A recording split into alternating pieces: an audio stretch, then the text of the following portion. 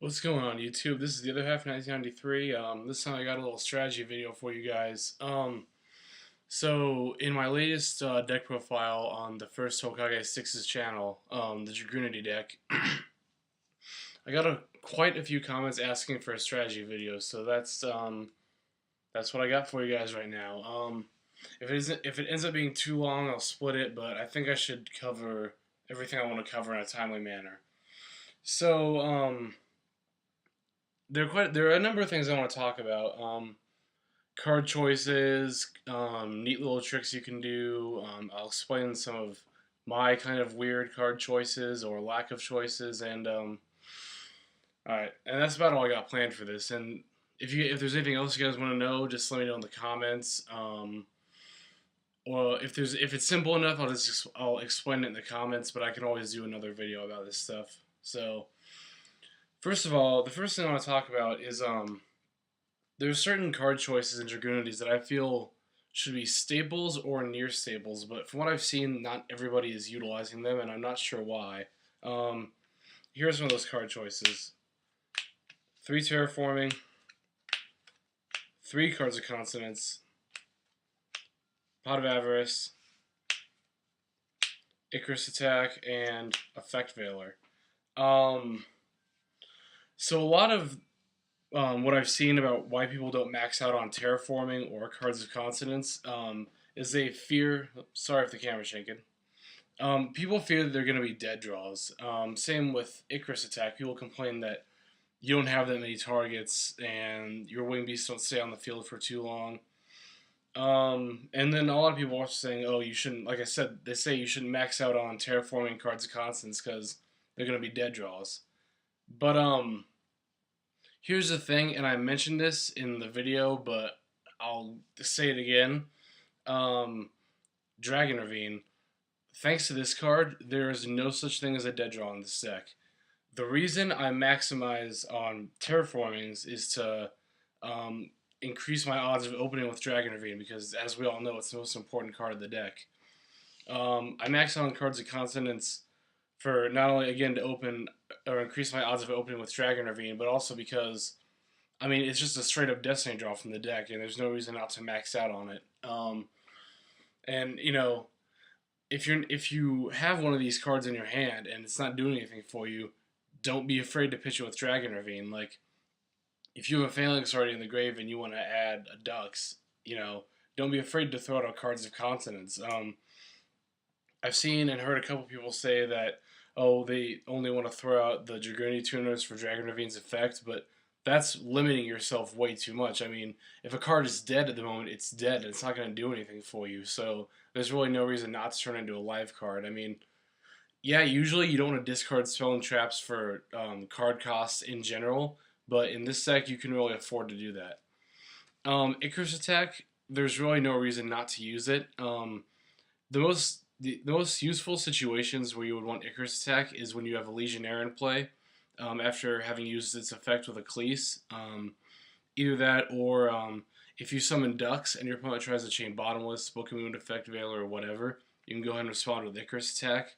And again, if it's not live at the moment, just throw it out with Dragon Ravine. It's pretty simple actually.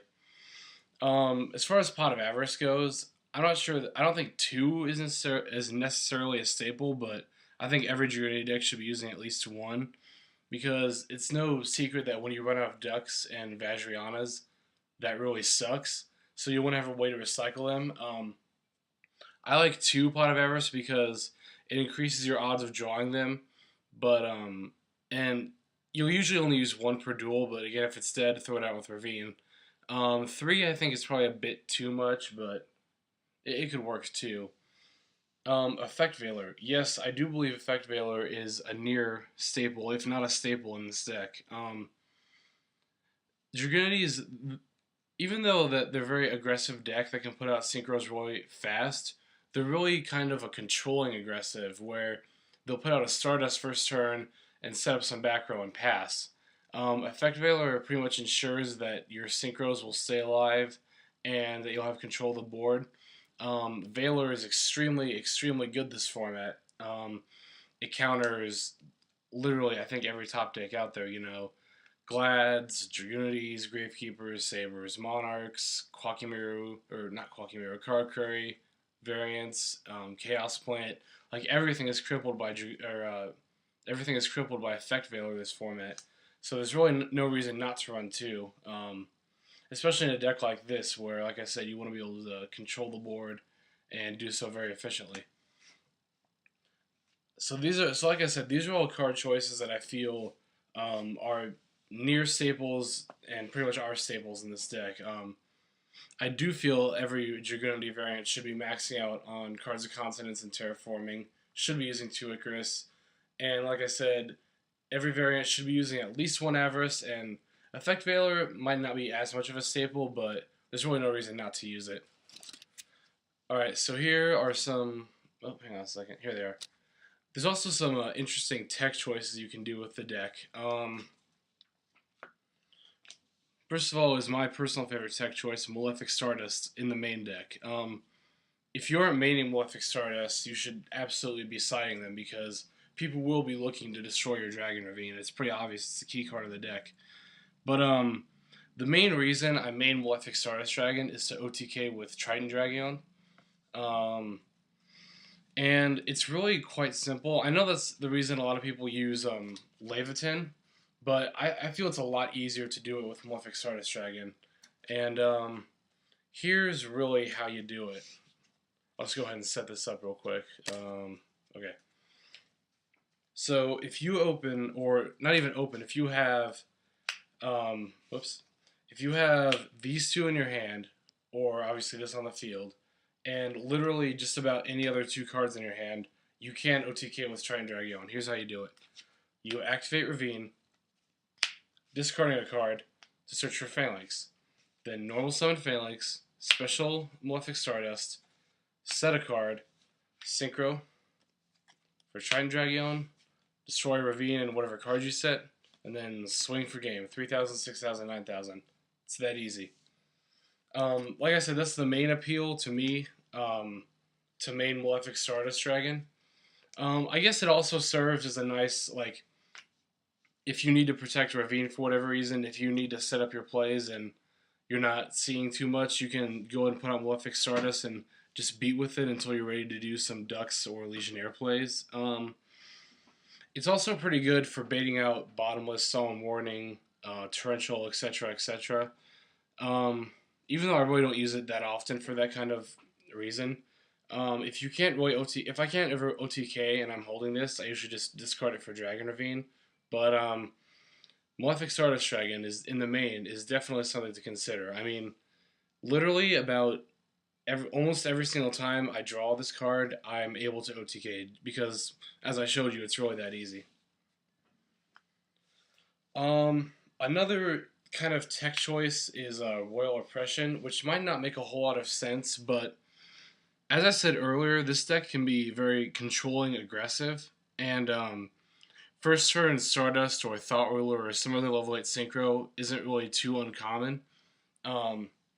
So if you have that level 8 synchro in play, and you have a bunch of back row set up, you can honestly just throw out an Oppression and kind of just lock down your opponent from there, and from there just keep beating them down with whatever synchro you put out and halting them with Oppression. Oppression, like Effect Veiler, stops just about every single deck this format.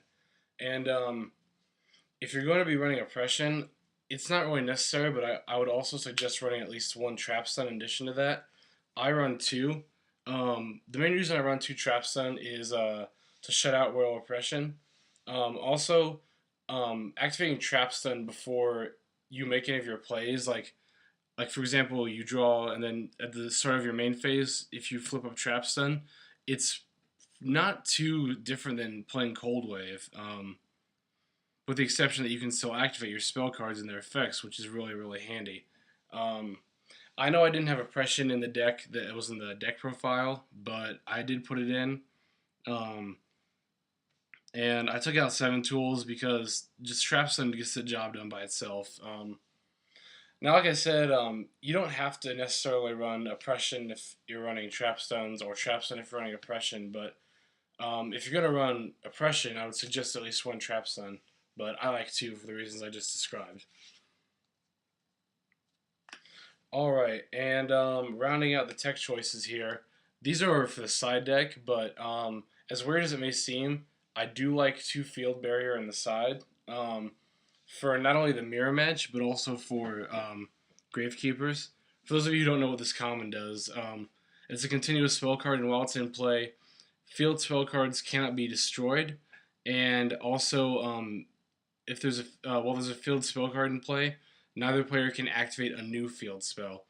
So basically what this means is it ensures that your Ravine will not only survive any card effects, but also the Mirror Match and Gravekeepers can't put out their Ravine or their Necro Valley to shut out your Dragon Ravine.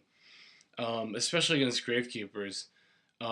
If for a first turn Ravine, Stardust, and then Field Barrier, it really leaves them with no options whatsoever. Alright, so I'm already up to 11 minutes here. So what I think I'm going to do is, I still have a lot more to talk about. So this will be the end of part 1, and part 2 will come up immediately afterwards. So that's all I got for now. Stick around, guys, for part 2, and peace out till then.